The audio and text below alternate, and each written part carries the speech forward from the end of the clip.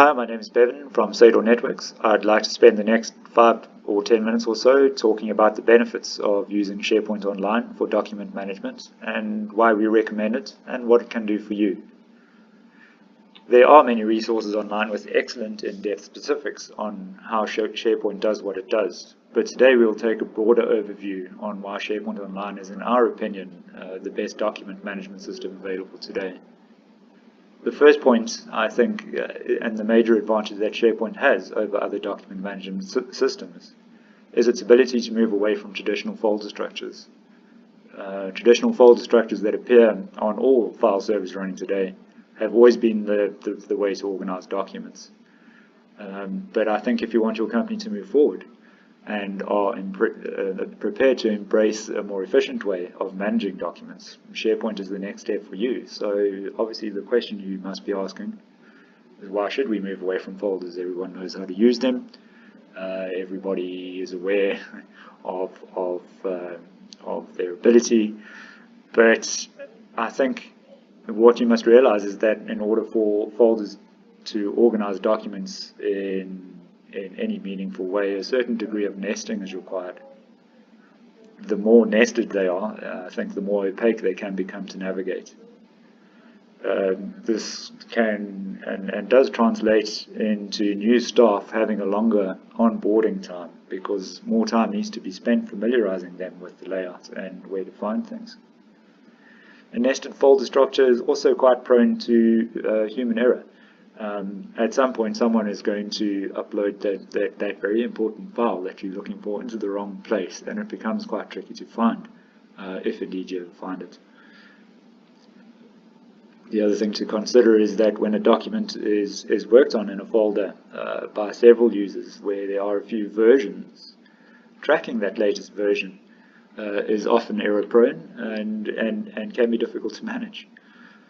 The next thing here, file size and storage space is quite inefficiently used in traditional folder management on file servers. Just as a quick illustration on this point, consider 5 versions of a 1 meg file. Usually this would need, or actually does need, just over 5 megs of storage space on your server for each version of that file. But on SharePoint, only the delta or incremental change is saved, which means you could have many more than 5 versions of that 1 meg file, and your total storage space may never exceed, or would probably be just over a meg, because it's just saving the changes, not the whole file. We will have a little sort of a quick introduction, or we'll have a quick look at how version control actually works a little bit later on in the presentation, just to illustrate the point.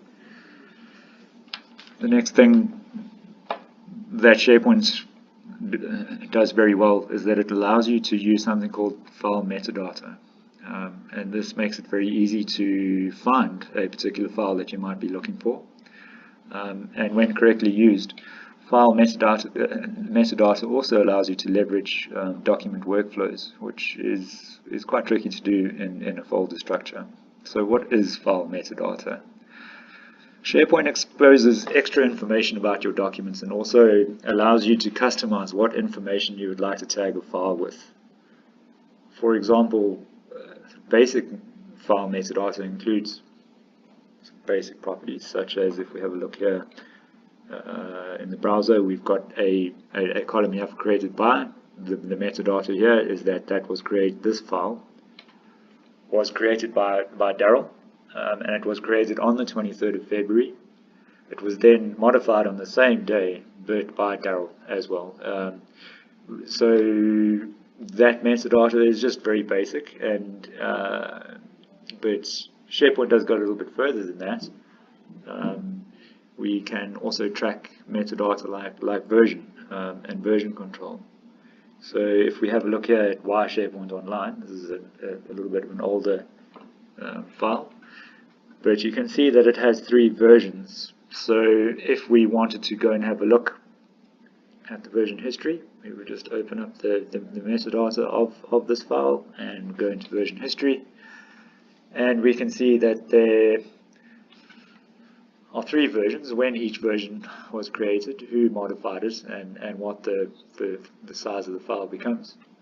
The nice thing about this is that if Daryl decides that his version 3 was an error, he can always just quickly roll back to version 2 by clicking the restore button there, and what that does is it creates the 4th version of this file. Just a quick introduction and a quick overview on version history there.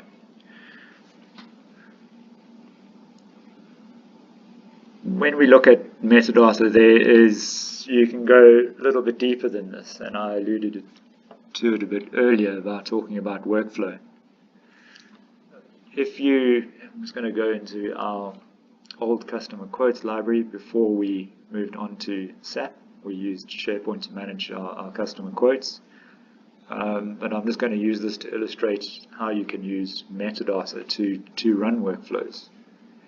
You can see I've got a column here for quote status, and if I open the drop down here, you can see there are quite a few statuses that when we unpacked our sales quote process from beginning to end, we understood that there were very specific stages that our quotes would have to go through.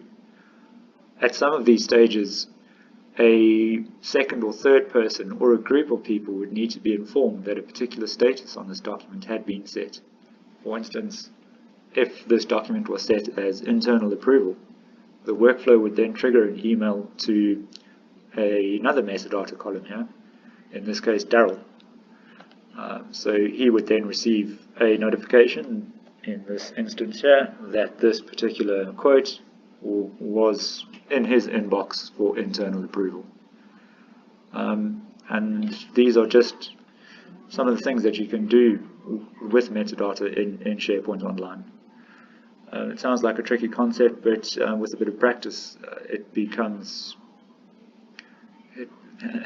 quite powerful.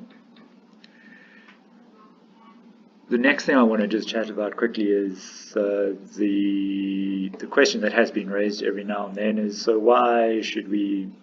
There's no denying that SharePoint is a better way to manage documents, but why should we use SharePoint Online and not SharePoint On-Prem? And I think the main reason for that is the costs involved. I think, or I know with SharePoint On-Prem, the server infrastructure that you require means that you need at least 2 to 3 servers to create this server farm. But not only that, you need quite an expensive resource to help you set that up and configure, whereas you don't need any of this with SharePoint Online. Microsoft have tried very hard and have succeeded in many cases to make SharePoint Online very easy to customize for the end user. No real development is actually required. You don't need an expensive resource to set up metadata for you to create lists and libraries, which is a bit of a segue into just talking a little bit, just having a quick overview about what you get with the SharePoint Online starter pack that we offer. It includes 3 hours of admin training, and all that really does is it gives you the ability to create your own lists, libraries and columns, which means you can grow your SharePoint Online environment at your own pace, which is quite important, and it allows you to control the costs involved with that. So you don't necessarily need a specific resource that can be quite expensive to build your site collection for you. You can actually do it yourself. So it's just the last point there that I want to cover quickly is that SharePoint Online gives you access to the same enterprise-grade security that is common throughout the Office 365 ecosystem, which means that your files and your data are as safe as any data can be online. So this is the end of just a very quick introduction, and I hope I've covered the main points. Just moving away from folder structures, how you can leverage metadata to increase the interaction and make the interaction of your staff with your documents a little bit more meaningful, a bit more controlled, and essentially that is why SharePoint is so much better than most other document management systems available today. I hope we managed to answer some of the questions, but if there are any more, I'm sure we can be contacted to discuss. Thank you very much.